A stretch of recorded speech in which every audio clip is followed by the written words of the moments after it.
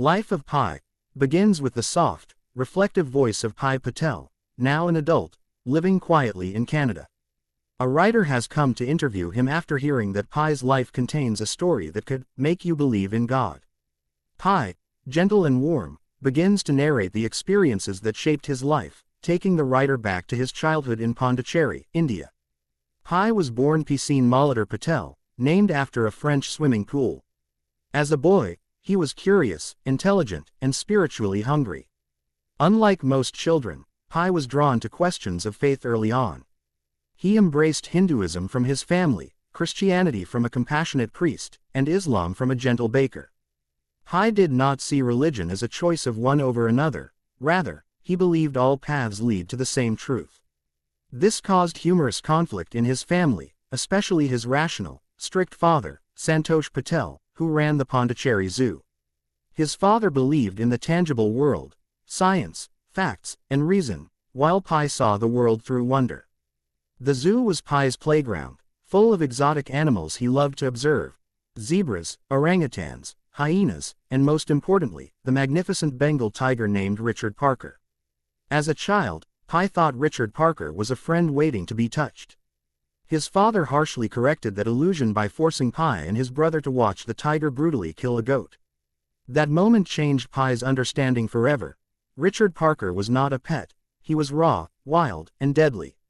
As Pi grew older, so did his philosophical thoughts. He experimented with faith, with identity, and even with love, falling for a dancer named Ananda. But everything changed when the family decided to leave India. Due to political shifts and financial struggles, Pi's parents decided to sell the zoo animals and move to Canada for a better life. Pi protested, not wanting to leave behind the world he knew, but he had no choice. The Patel family boarded a Japanese cargo ship, the Simpson, along with the animals being transported to new owners. Life at sea was initially exciting for Pi. He roamed the ship's decks, watched the animals, and enjoyed the unfamiliar ocean world. But one night, during a violent storm, everything changed. The ship groaned under monstrous waves. Pi, awakened by the storm, stepped onto the deck to watch nature's terrifying beauty. But as the storm intensified, alarms blared, crew members panicked, and chaos took over.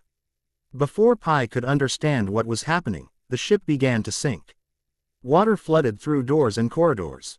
Pi tried to reach his family, but they were trapped below deck. In desperation, crew members threw Pi into a lifeboat. He screamed for his parents, but the ship disappeared beneath the roaring ocean, swallowed whole, taking his entire family with it. Pi found himself in a lifeboat with unexpected and terrifying company: a zebra with a broken leg that had leapt aboard during the chaos, a frantic hyena, and later, an orangutan named Orange Juice floating towards the boat on a pile of bananas. The 4 survivors drifted helplessly. But nature does not offer peace for long. As Pi struggled to process the tragedy, the hyena began showing its true nature. It attacked the zebra, tearing it apart cruelly. Pi watched helplessly, horrified by the brutality. Soon after, the hyena turned on Orange Juice. A heartbreaking, savage fight followed, ending in Orange Juice's death. Pi screamed in rage and grief. But something else was hiding under the tarpaulin of the boat. A low growl, a flash of orange, a massive form: Richard Parker. With a violent strike, the Bengal tiger killed the hyena instantly. Now Pi faced a new terror. He was trapped on a lifeboat with the very predator his father warned him about. Pi's instincts for survival overtook every other feeling. He made a small raft using life jackets and oars, tethering it to the lifeboat to keep some distance between him and the tiger. But the ocean reminded him daily how small and powerless he was. Storms smashed his raft, sharks circled, hunger gnawed at him. He had no choice. He had to coexist with Richard Parker. Pi realized that the only way to survive was to establish dominance, not by violence, but through boundaries. Using a whistle, calculated movements, and limited food offerings, Pi slowly trained the tiger, reminding him that Pi was not prey, but a partner in survival. The relationship was fragile, built on fear, respect, and necessity. Days turned into weeks, weeks into months. Pi learned to fish, to collect rainwater, to build shelter, and to navigate the moods of the ocean. His body thinned, his face hardened, and his spirit both weakened and deepened. He kept a journal, prayed several times a day, and spoke to Richard Parker as if the tiger were the last piece of humanity left in the world. Throughout their drift across the Pacific, Pi and Richard Parker encountered moments of awe. Whale migrations, flying fish storms, glowing jellyfish lighting the ocean like stars, and a vast, silent beauty that kept Pi's faith alive even when his strength failed. One day, after many months, Pi and Richard Parker landed on a mysterious floating island made entirely of algae. It was unlike anything Pi had seen, a lush, green paradise filled with meerkats. Fresh water pools quenched his thirst, and Pi finally felt safe. But at night, the island turned carnivorous. Acidic ponds dissolved fish instantly, the plants closed in, and Pi realized the island was deadly. It provided comfort only to consume in the end. Pi knew he could not stay. He filled the lifeboat with supplies and left the island with Richard Parker. After enduring more storms and near starvation, land appeared, Mexico. Pi collapsed on the shore, barely alive. Richard Parker, also weak, stepped off the boat and walked straight into the jungle without looking back. Pi had imagined the tiger turning around for a final glance, an acknowledgement of the bond they shared. But Richard Parker simply disappeared, leaving Pi heartbroken. Pi later told the writer that this was one of the greatest pains of his life, not that the tiger left, but that he left without goodbye. The relationship had become real to Pi, even if Richard Parker remained wild. Soon, Japanese officials arrived to investigate the shipwreck.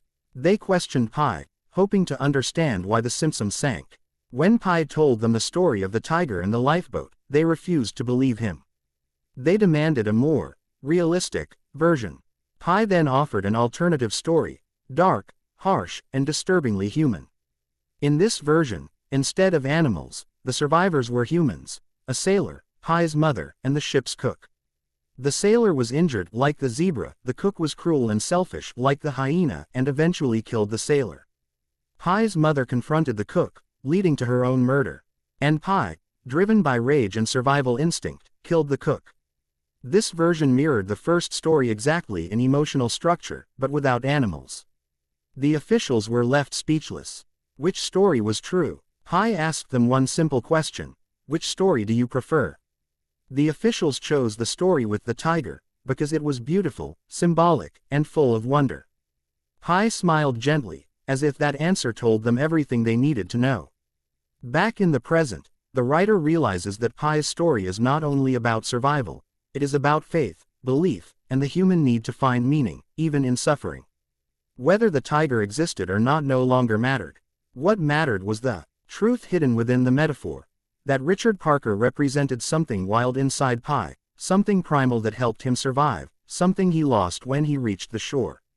Pi's story ends quietly, with the writer deeply moved. Pi continues to live peacefully in Canada, carrying with him a lifetime of pain, wonder, and spiritual discovery. The tale of the boy and the tiger remains open to interpretation, believe the physical version or the symbolic one. But one thing is undeniable. Pi's journey showed the world that stories shape our lives, and faith, whatever form it takes, can carry us through even the darkest storms.